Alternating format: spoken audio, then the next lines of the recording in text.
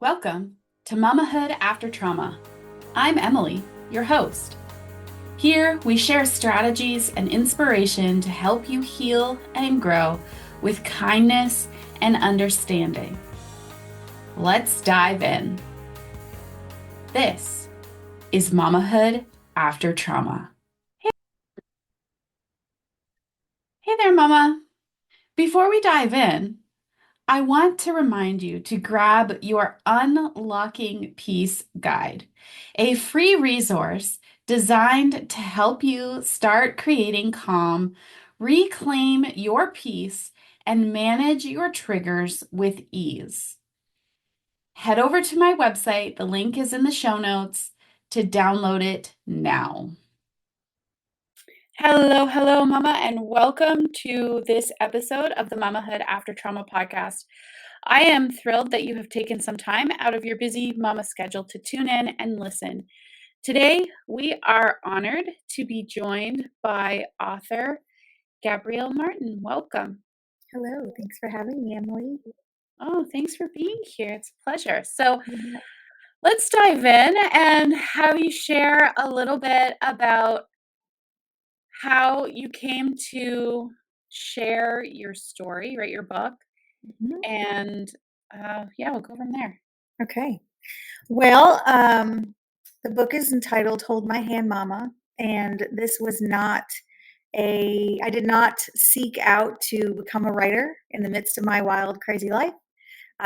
This is what I often refer to as a divine assignment. When my little one, my littlest, so I have two girls, my littlest Colette, who I call Coco, was 4, we were snuggling like we do every night. And she laid her hand on my chest and she said, "Hold my hand, Mama." And in that moment, immediately a complete flood of not just emotion, but thoughts and narratives about how many times how many times in her life is she going to say those words and what each of those different milestones will look like. And so I couldn't control it. I just started writing it down. It was effortless. It just, all of the things just came. I thought, okay, well, she's 4 now. So, what times will she say this? And then let's hit, elementary school. And then we're going into high school and then college and then beyond. And it was just rapid fire. And I put it all on paper and had a couple of friends and family read it and was encouraged to pursue it just because it resonated with everyone in some way, shape, or form. And it brought about so many really cool conversations and experiences for not just moms, but even women that aren't moms. We're all daughters, right? Like it evokes something in everyone, and everyone can relate. And so I decided, okay, well, if this has that much meaning and is impacting that many lives just in talking about it, I got to pursue it. So figured out how to self-publish and did it. Yeah. I I ordered a copy of your book because I wanted to read it before we hit record, and I got it in the mail and opened it up, and my kids were like, "Oh, mommy, can you read us the story?"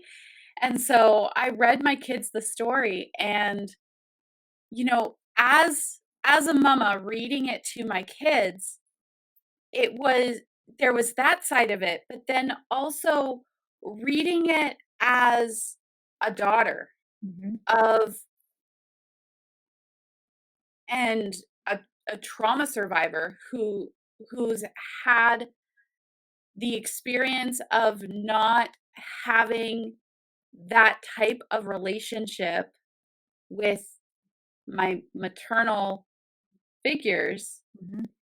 It evokes a lot of different emotion because there's the side of, yeah, my kids and I do share this special bond and I've been there for them, but then my inner child is like, yeah, I needed my mommy to help me in these moments. And so what what has the feedback been? Like, that's just my experience. What has the Yeah. feedback been, that you've gotten from other readers? You know, I want to thank you first of all for your vulnerability in that, because I haven't experienced many readers, mamas, that have had that take on it, to say it's it's brought about, it's reminded me of the trauma I have because of these, because of not having mom, whomever, in these moments. So that's raw and that's real. And thank you for that. I would say that more often than not, like, while I hear a lot of mamas that just love sharing the stories in here with their kids, it's just as you said, it more takes us back as Mm, adults and as mamas to go, that was me here.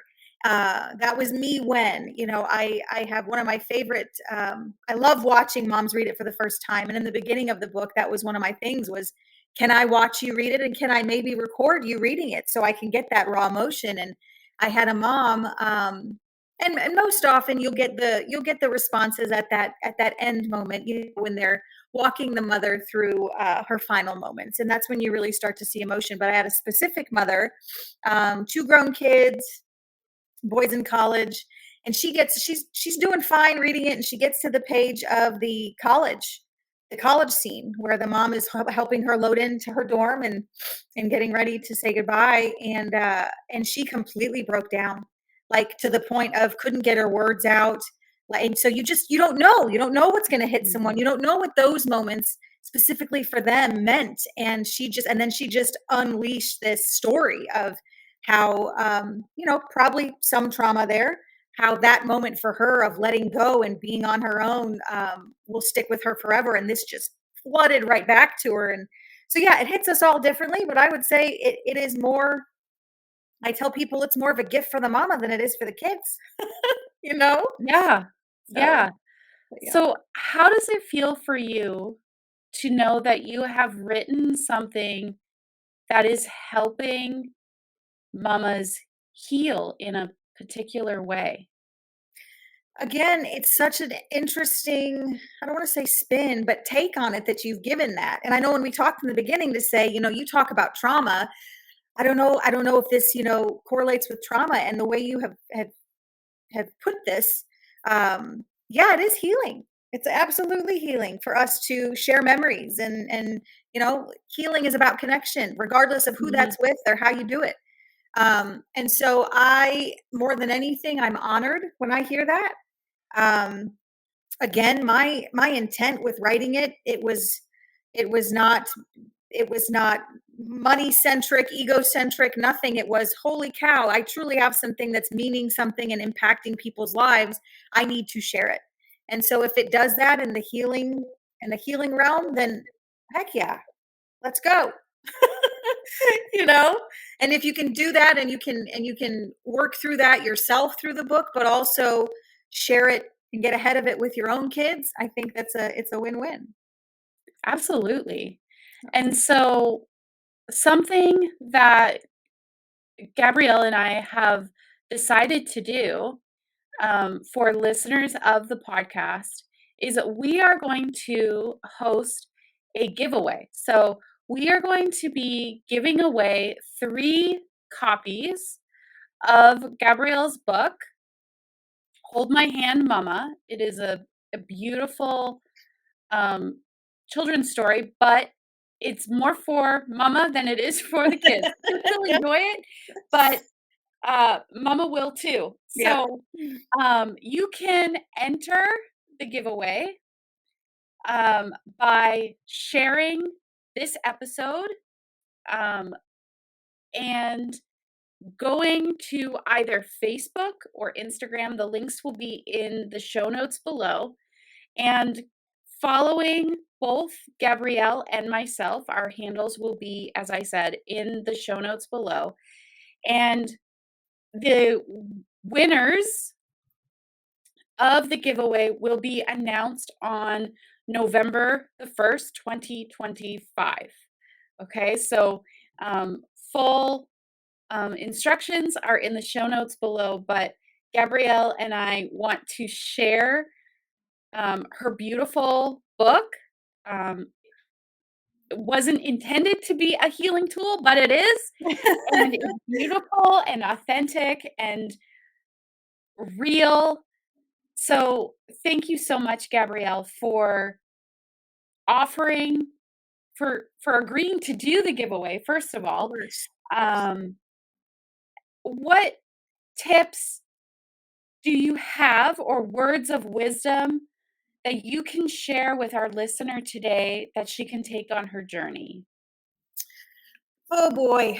Considering your audience and we're all mamas out there and we're Mhm. all in it and we're all fighting the good fight every day and learning balance and healing as you so eloquently say in your podcast. I would just say live in grace.